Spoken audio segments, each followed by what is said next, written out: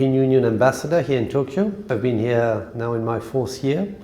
I'm a French and German citizen, but I've worked now more than 30 years for the European Union institutions before having the privilege to serve here in Tokyo and in Japan.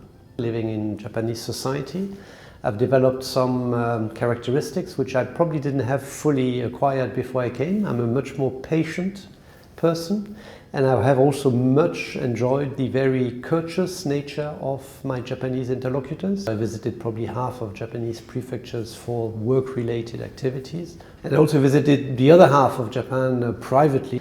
There's one last which is planned for the end of May, before I said I complete my term here in Japan, which is surprisingly Shimane, which is of course a historic center.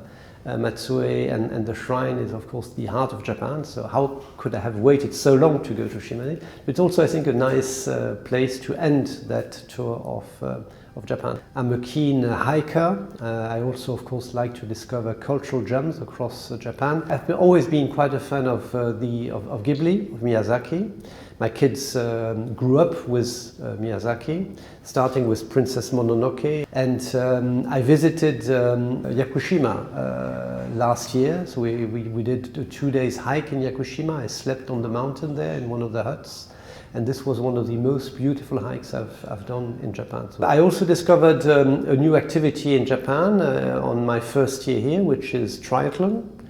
So I also did quite some biking around Arakawa River, for example, and from that I then picked up triathlon in Yokohama, in Shiba, in Izuoshima, and most recently in Kawaguchiko. So really, also with that, I saw a great side of Japan, perfect organization, and a great also atmosphere between athletes competing in these triathlons. So also a very nice access to Japanese society through that as well. Well, it has been a privilege for me over these nearly 4 years to serve and help deepen the strategic partnership between Europe and Japan. I think we are like-minded, we share the same values. In today's really challenging geopolitical environment, Europe and Japan will be key anchors of that future. So a key relationship where both sides work so well together.